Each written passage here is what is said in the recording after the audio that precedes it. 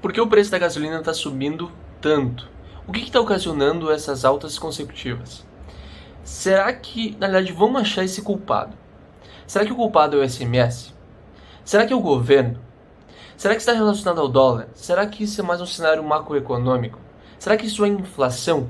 O que está acontecendo? O que está motivando tantas altas?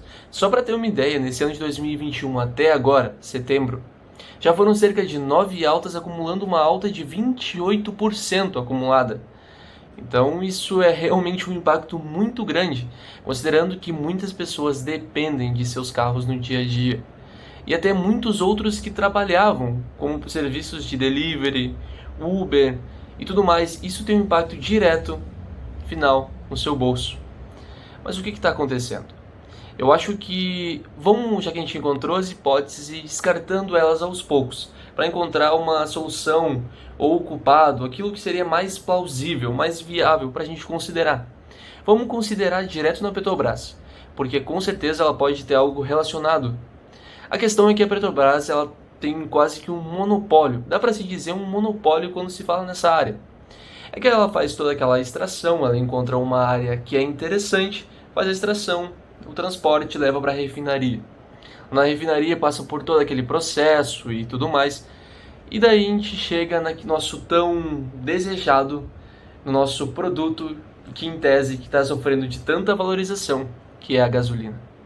Sabe que quando a gente fala da gasolina é importante compreender que ela é basicamente dividida em 5 partes. Não em si mesmo a gasolina, mas o seu custo. É que, em parte, o majoritário aqui na questão, o que tem maior poder, mais influência sobre o preço, é a Petrobras. É claro, ela tem uma porcentagem muito grande, já que ela é que vai fazer a extração, a parte da refinaria, tudo é com ela. Então a gente tem a Petrobras. A gente também vai ter o imposto federal, aquele que logo está ali pronto, o precinho final que a Petrobras colocou, chega logo o imposto federal. Depois do imposto federal, a gente vem com o ICMS, o nosso imposto estadual. Esse que está sendo tão comentado e tão afamado. A questão é que esse imposto varia muito de acordo com o estado. Para alguns é maiores, para alguns é menores. Então, a gente tem o ICMS, e depois do ICMS a gente tem o valor que está embutido ali no meio, que é referente ao etanol anidro. Que é porque a gente sabe que a gasolina em si ela não é pura, ela tem em sua composição o etanol anidro. Depois disso a gente tem aquela parceirinha, aquela margem que está no revendedor. É essa que no caso é referente ao proprietário do posto de gasolina e assim por diante. Será que então é o posto de gasolina que está distribuindo muita margem? Na realidade não. Para eles é bem pouquinho que sobra se considerar o todo e eles têm que recomprar aquilo lá. Pode ver conforme aqui esse gráfico, essa tabela, enfim, mostra o que é divulgado pela Petrobras. Então, vamos considerar que a Petrobras ela cobra apenas R$ 2. Essa é a porcentagem dela. Pensando no que está sendo negociado a R$ 7 em alguns estados, é uma diferença muito grande. Será que é o ICMS mesmo, o vilão dessa nossa história, como é o que está sendo apontado? E a resposta é não. Eu vou te dizer o porquê. Porque o ICMS ele basicamente se manteve estável no decorrer dos anos. Ele não teve grandes aumentos. Nada que justificasse uma alta de 28% nesse ano. Não é tão plausível e nem faz tanto sentido culpar o imposto estadual. Não é ali que está o problema. É porque a gente tem que lembrar que a Petrobras ela optou pela negociação dos barris atrelado ao dólar. Então os barris de petróleo são negociados em dólar. E aqui vale uma questão muito importante. Vale a gente lembrar do cenário macroeconômico. E o porquê disso? É que lembra que mesmo com tudo que está acontecendo, há uma pandemia ainda nos circulando. E a questão dessa pandemia é que muitas grandes economias estão se recuperando disso. E estão sofrendo até bons impactos para elas, tendo a sua economia, o seu mercado ativando novamente. E adivinha se a demanda por dólar também não vem aumentando. É justamente isso. O dólar também vem aumentando a sua demanda, fazendo com que o barril de petróleo passe a valer mais. Então, vamos ressaltar mais alguns pontos. Então, quer dizer que está bem caro e ainda não chegou no patamar que estava antes. Mas antes não estava tão caro assim. É algo interessante. Então, não é então nessa alta demanda que está motivando essa alta generalizada. Mas o que pode ser? Está relacionado a um cenário dólar. a gente falou de uma economia, de economias sendo aquecidas, e o dólar é justamente o ponto crucial da questão. Já que ele é negociado, o barril, o petróleo é negociado em dólar, é que isso faz com que uma moeda que tem maior valorização perante o dólar se dê bem, e aquela que tem maior desvalorização se dê mal. Porque o dólar é basicamente algo estável, a gente pode dizer que é estável. O valor dele é colocado a partir da sua moeda, a sua valorização é com base na sua moeda. Então, se a sua moeda ela passa a valorizar, o dólar desvaloriza. Se a sua moeda desvaloriza, o dólar valoriza. É justamente isso que vem acontecendo. A gente tem até um vídeo aqui no canal falando um pouquinho mais sobre o dólar. Ele vai aparecer aqui em cima no card.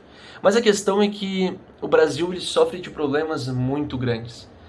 O culpado não é o ICMS, o culpado não está na refinaria, o culpado não é quem faz a extração, o culpado, coitadinho do revendedor, vai por mim, o revendedor tem uma margenzinha bem pequenininha e depende de muito volume de venda para daí ter lucro. Até por isso, muitos postos de gasolina, os proprietários apostam em colocar mais bebidas e outras coisas para vender, focando na conveniência mesmo, porque a gasolina só é algo para chamar as pessoas. Então, a gente pode relacionar direto ao dólar. É porque a nossa moeda vem desvalorizando muito. Inclusive foi uma das que mais desvalorizou no mundo inteiro. E já que a gente está falando de uma negociação em dólar, isso também prejudica e tem uma ênfase direta sobre outros produtos. Porque a gente sabe que o Brasil ele até que depende muito da importação. Tem muitos produtos que são importados para cá. Principalmente quando se fala até em eletrônicos. Também se fala em veículos e outras coisas do tipo. Então, o que ocasiona justamente a alta de muitos produtos, é claro que a inflação tem um efeito gigantesco sobre, mas é a questão da nossa desvalorização da moeda. Nossa moeda vem desvalorizando muito. E não é difícil compreender o porquê da questão.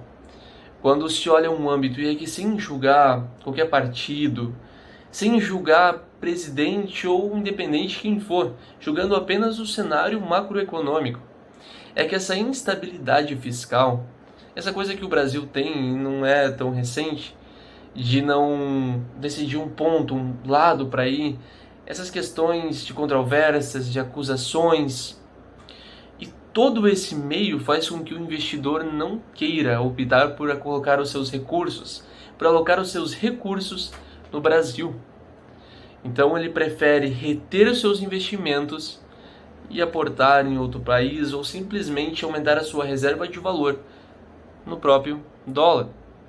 Então é mais o que acontece. Então esse investidor ele passa por optar em colocar o seu capital em outro país, vendo toda essa instabilidade fiscal, essa instabilidade que acontece em todo no Brasil, não sendo um país que está tão estável, tão seguro para o bolso do investidor.